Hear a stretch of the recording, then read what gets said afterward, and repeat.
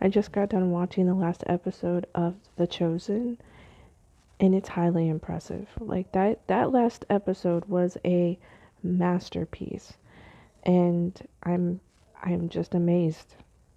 It's very good. The reference to Job right before he went out on the water, the fact that there's when the high priests are entering, they make a note that there are Gentiles present because they see the people mixing. We're all leaving the feeding, and there is a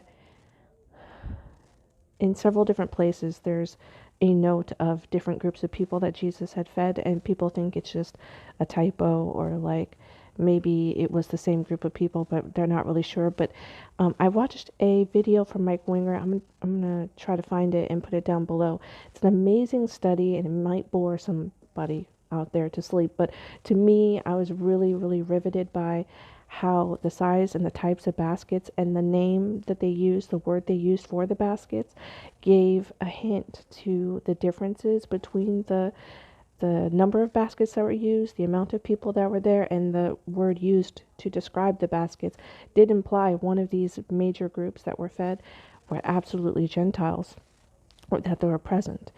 So that's really cool that that movie did that, or The Chosen did that.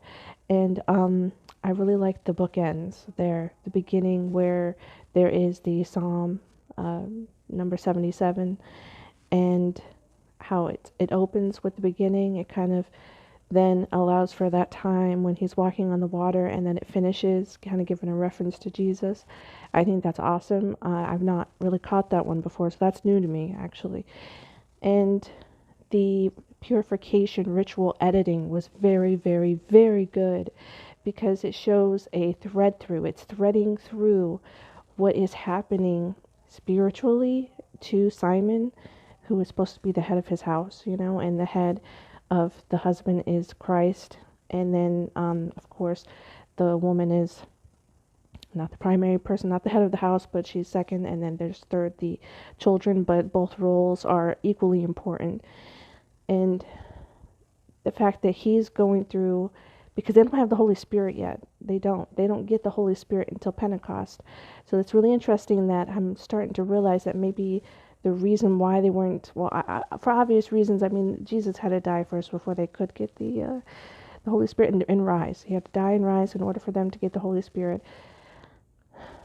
But for them, you could see like it's a little bit like noodles against the wall. It just kind of doesn't stick to them. And he keeps reminding them, remember, it's about faith. Remember, when he filled up all those jugs with, of the cleaning, the cleansing water, the stagnant water that was in a bunch of those ritual jars and jugs. He made that into wine and people drank it. See what I'm saying here? Like what people would use for cleaning their external self was they drank it. And then here she is going through this physical ritual of going into this pool that her husband helped fix. And there he is out on the water with Jesus walking on the water. And I really like the take on it. It makes Simon seem kind of brave, which I always didn't think that, but actually now I kind of do. And it is a brave thing, I guess, to walk out on water. I've never tried it, so I guess I won't know. Um, but he's going through an internal cleansing. There's something happening in him about his mind and about, be able to see Jesus and apply the person who's walking right next to him to his everyday life. And here he is serving, and here he is giving to the community, and trying to do his best to be in two places at once. And he couldn't see the forest for the trees, and Jesus had to teach him how to do that. But I think that is an external example and reference to what happens internally to us. So it's interesting that if you're a Jewish person, you would think about the ritual, because the ritual is what you're familiar with, the cleansing rites. Whereas the Christian would think back to, oh yeah, like, Simon on water. So yes, so I just wanted to come on and quickly talk about it before I fell asleep and forgot what I saw. But very good masterpiece. I really like how it took a very like complex story that seems very simple, because when you read through it, you don't realize how serious it is, what he's doing. but it really did drive it home, and it reminded me of the theological teachings that I've sat through, to like maybe an hour or two of really complicated stuff about all the people who were there and what Jesus was really doing. But it really drives it home in a very to the point, simple way. I really like how the Pharisee looked around and realized, this is my people who are running around saying, hey, what did Jesus say? What did Jesus say? What did Jesus say? And they're getting so aggressive. But then he sees who left Jesus and the mindset that they've been kind of marinating in what Jesus was telling them, and all the tension that was there before disappeared. And you can kind of see that the kingdom of heaven had met them where they are, even when they passively like walk away and go, oh, he's so worried about, who I'm eating with, he doesn't care, what was taught. Like there's just so much stuff happening that it was just, I don't even know how they did that. I'm really highly impressed. Like, it's a very, very good, even the notes that the Pharisees were saying, like, oh, that guy is, look at these people all walking, all these groups all walking, mingling together. Oh, and these are Gentiles. Oh, they're all eating together.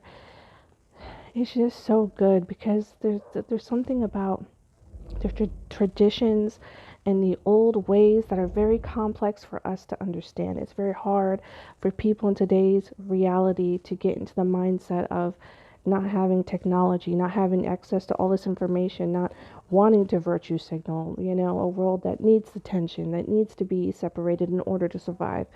There's just so much going on between the men and the women, and the fact that there's a woman high priest lady there, that's weird. There's all kinds of stuff, even the fabric, the fact that one of the high priests, the one that actually is starting to change his mind toward the end of the episode, he's like, oh, you can't wear mixed fabrics, what are you doing? You could tell he's like a real stickler. And I'm thinking that maybe he's coming to the conclusion it's not serving him the way he thinks it is.